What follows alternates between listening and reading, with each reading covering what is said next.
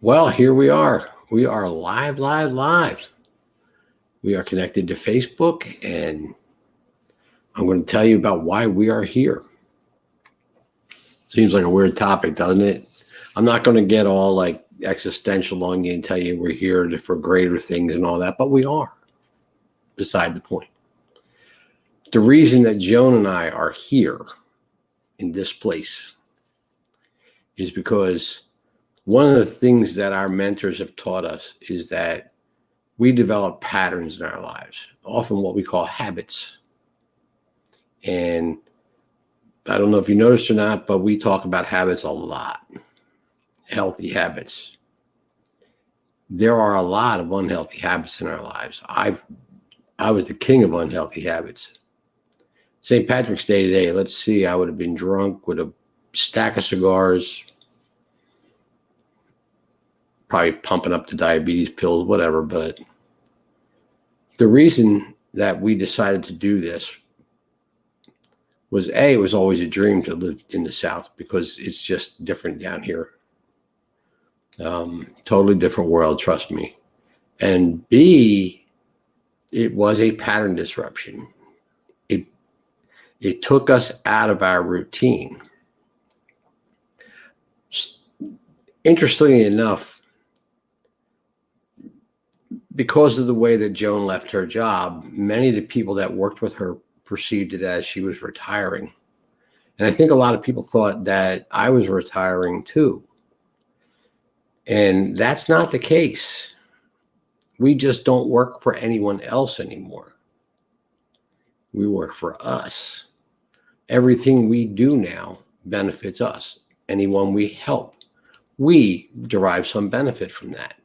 But that's not to say we do it because that's the only reason we do it. No, we do it because we love this program and we love people and we want to see the world healthy. I got to tell you something, man. And this is going to sound brutal, but when I hear of someone under a certain age dying of, say, a heart attack or obesity-related diabetes or any of those things, it breaks my heart. You're looking at a guy who had a heart attack at 49 years old. And I didn't learn my lesson. And it took me 9 years after that to figure it out. 9 years. Thank goodness nothing else happened in that interim. I did change my life a little bit, but I never lost my weight. I never got my diabetes under control until 2017. That's 8 years, isn't it? Anyway, the point is that it was not because I had my heart attack in 08. But anyway, it's the disruption of habits. It's the disruption of our lives that causes us the most growth. When we dive into a pattern in our lives, oftentimes it's like a sweet surrender, I guess. Let's call it that. Because Maslow talks about, I'm going to get a little deep on you, but Maslow's hierarchy, right? Maslow talks about the first things we need are air, food, water, and shelter. Okay.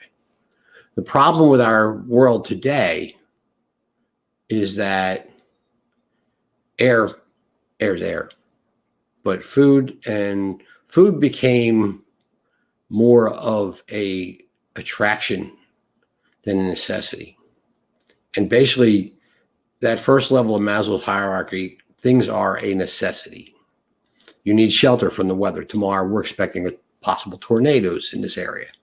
All right, there are severe thunderstorms coming through overnight, Alabama, Georgia. Good luck, guys. We'll see. We'll see how South Carolina does. But those things, we just have to have them to protect our bodies from everything, right? Air, food, shelter, okay? Water, those types of things. And then the next level is safety, okay? Well, we get stuck at safety. We get stuck at safety because we want to be comfortable. We want to be safe and comfortable. We want to have, I'm firmly ensconced in this. I was that way. I was horrible, man. I was happy, but dying. It's the best way I can put it. Happy with dying. So when we started coaching and started doing a lot of personal development and started reading a lot more books, and my goodness, I can't count how many books I've read over the last 3 years, but Maslow's book is one of the ones I had to get to. I haven't gotten to it, but I just finished one called Indistractable. Very good. It's about turning this very medium off, by the way. Figure that one out. But to dig in on those habits to change things up, because we get so used to things that they become our everyday. This is just what I do. How many have you said that? I've said it 100 times. That's who I am. That's just who I am. Joan will tell you I'm not who I was 4 years ago. Not even close.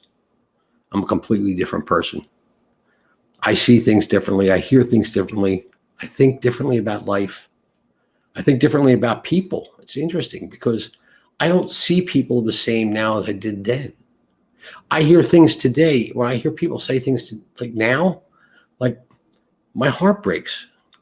My heart breaks.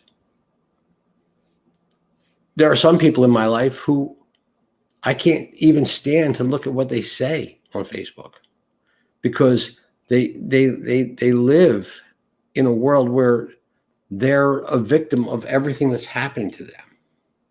And I was a victim. I blamed, and I have a boss out there who I owe no apology to because I blamed him for me not going anywhere for a long time.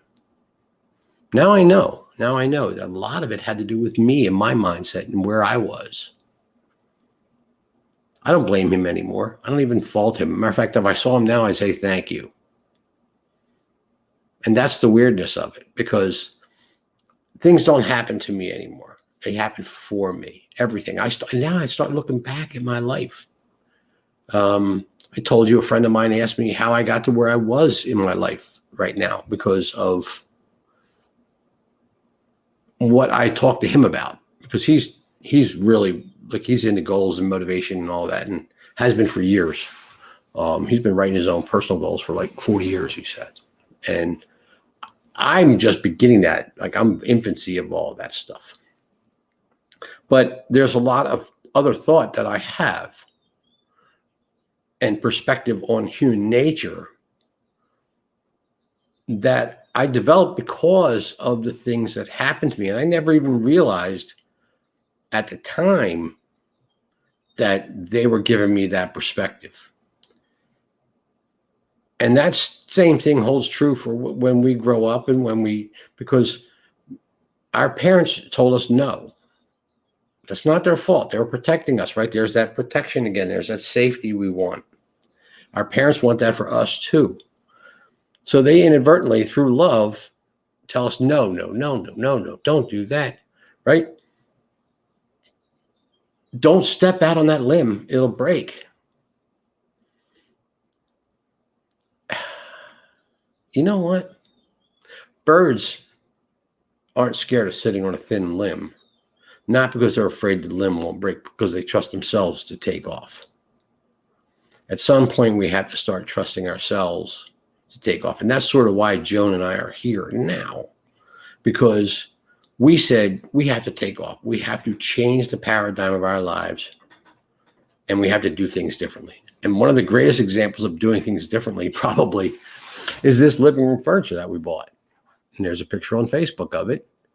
And these chairs right here, there's not a couch in this apartment.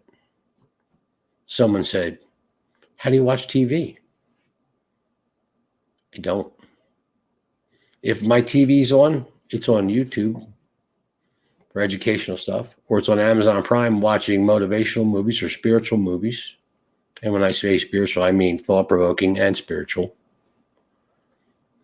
So we changed our paradigm because we want more from our lives. We want more for other people's lives too. That's the really neat part.